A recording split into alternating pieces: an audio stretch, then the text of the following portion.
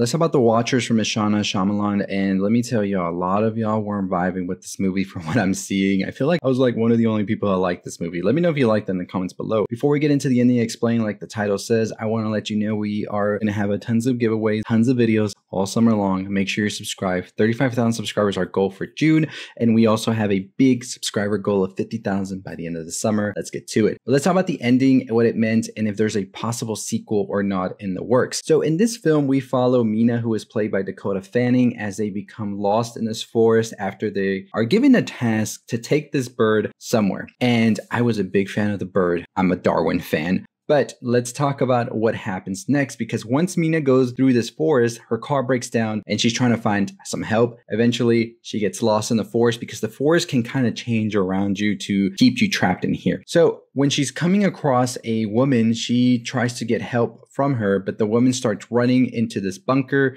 and then she tells Mina, if you want to live, come in. And I got some Terminator vibes from that for sure. We then meet Madeline, who has been trapped in here with Sierra and Daniel for some time now. They explain to Mina that they are being watched at night and they have to comply with the rules, which are do not venture out at night, do not look into the barrels or go into them, and do never give your back to the watchers, or else.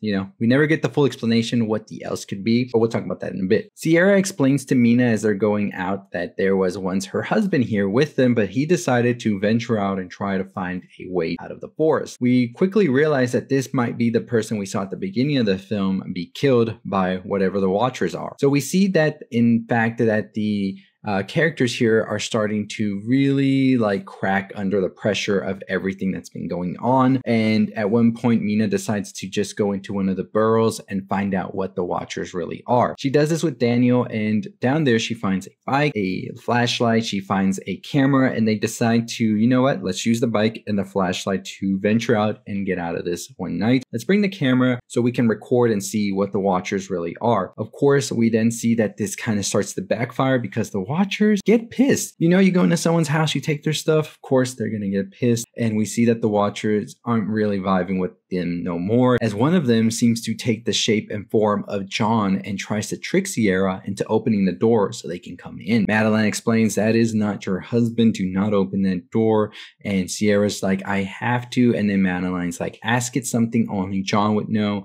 And of course, the Watcher doesn't know the answer, and we see as they are taken. Now, we don't really see what the creatures are from the camera because they quickly destroy it. So throughout flashbacks as well as throughout the film, we see that Mina is dealing with something, and that something is a car crash that killed her mother that she blames herself for because she was playing with the window and eventually gets her fingers caught in it in the car. And this makes her mother so distracted that then she gets hit by an 18-wheeler, and that car crash kills her mother, but her and her twin sister survive. And that's the reason that she's been secluded from her family, because she just feels this extreme guilt for what happened to her mother. So back at the bunker, we see that the things are starting to get pissed off, and one night they are just trying to break in as much as they can. They're shattering the glass, and they decide to move the table they have in the middle of the bunker into the door so they can't come in. But once they move the table, they quickly find out that there's something underneath them. They open the floor up, and it leads to a bunker. There's like a ladder you go down, and they are able to go in there and be safe as the creatures or whatever it is come into the bunker. Now, while they go down and they're safe now, they find out that there's like a laboratory down here and some research and all of that going on. What they see is that the professor they had been talking about earlier, who they believe was the one who built all of this, actually is where he would stay now, because he was studying the Watchers. He knew about them and wanted to find out a specific thing about them in order to, as he says, cheat death. We quickly realize that the professor built all of this using the labor of men around different towns in this area, and he knew that they would die by the end of the day because the Watchers came out at night, and then he would go and get some more. So he was just sacrificing people for his knowledge, it seems. And we realize that he catches one of the Watchers one day and keeps them down there with him. We don't really get a clear look at the Watcher at this point, but they're very tall, slender, and they seem to be pretty aggressive. What the professor explains then is that the Watchers are able to look at you and they're able to start to morph into you. We realize that they are changelings, as he says, or fairies, and they had been around for many years. even at one point coexisting with humans. But it turns out that humans didn't really vibe with that. And so what they did was banish the fairies down underground and kept them there for all of these years. It looks like the changelings and the fairies want some retribution from the humans now because of this. The professor then explains that all of this study, all of this should be burned. It should be destroyed. No one should know about this, as he goes in his final video vlog that he did to kill the watcher that he has and kill himself as well. But he explains that there is a boat that can save anybody who's watching this and gives the directions on how to get there. The following day, we see as the four of them are able to reach the boat narrowly, but Daniel doesn't get there as he is tricked by one of the watchers who takes on the form of John and then kills him, and then another watcher takes his form.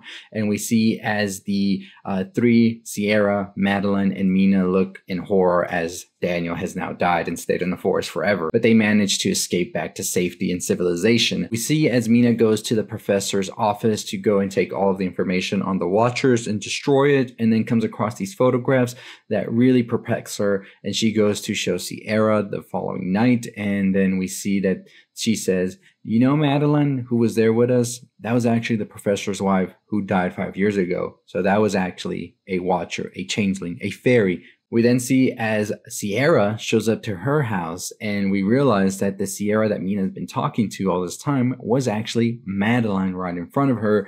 And Madeline says that they are going to take Mina's look and become Mina now, as we see them attack Sierra, knocking her out unconscious, and then get into a scuffle with Mina. But Mina is able to talk to Madeline and tell Madeline that they know they aren't a full fairy, a full changeling. They're actually a halfling, because Mina found out through the professor's work that at one point the fairies and the humans actually had offsprings between each other, and those were halflings. This would explain why Madeline was able to walk in the daylight, why Madeline had a bit more compassion, wasn't as aggressive as the other fairies. And this makes Madeline think and be like, you know what, you're right, I am not the monster that those fairies might be. I'm actually somebody who has these human feelings, and I can kind of have a one-to-one with you as well. And we see this is sort of like talking about like letting go of things, not seeing yourself as this monster, but finding that humanity within you, as well as Mina is doing this to herself, trying to not see herself as the monster or have this guilt about what happened to her mother, and just trying to move forward in her life now. We see as Madeline then sprouts her wings and flies away and tries to find others like her. We then see as time passes on, it seems that Mina has now maybe gone a bit easier on herself, gotten a bit better about not feeling that guilt, and also reconnected with her twin sister and is able to have that family experience once again. But she also mentions that she has felt like she's been watched by a girl, and it turns out that girl might just be Madeline, who is changing forms. This is a little different from the book, where we do see in the ending for the book, this is spoilers for the book, by the way, so if you don't want any spoilers for the book, definitely where the video ends for you right here. But in the book, we do see that Madeline and Mina do have this like heart-to-heart of sorts as well. And then it turns out that Mina is being like watched by Madeline, but in the form of a man who approaches her at a bar later on. And then this man explains that there are others just like him, of course, this man being Madeline. And we see there are others who are watching Mina now as well. So it's a bit more ominous ending in the book than I feel we get in the movie, because apparently the author of the book is making another book about this, where we explore the possibilities of the changelings or fairies wanting to take over again. So I don't know, I feel like the movie itself had a bit of a more uplifting ending, where we see Madeline try to regain this trust and try to integrate into our society as a halfling. But who knows if we will see a sequel or not, depending on how the film does at the box office. Something else I found interesting as well was Mina was always sketching others and putting them in her notebook, and at the same time being someone else whenever she would go out at night, which is what I thought was interesting as well, like a little bit of a tease of what was going to come in the film later, because we saw that Mina was able to turn into someone else completely when she was going out to the bar to meet up with people. And we see that the changelings or fairies do the same thing. And I thought that it was interesting as well that we had Madeline explaining these rules to the others, that never turn your back on the watchers and things like that. And that's just because Madeline wanted the fairies to also gain that power that she had as well at one point by being able to turn into humans as well. And studying both humans and the fairies was, I think, something Madeline was interested in doing, as they were from both worlds. And I thought that that was interesting as well, that we believed all of these rules that Madeline said were true. And I mean, the one about the night was true, but everything else was just in an effort for their own research of sorts, because they wanted to see how the fairies, how the humans interacted and all of that. So that's why they made up those rules about never turning your back, always making sure they can see you well, behave normally, do things that they would like you to do, things like that, you know?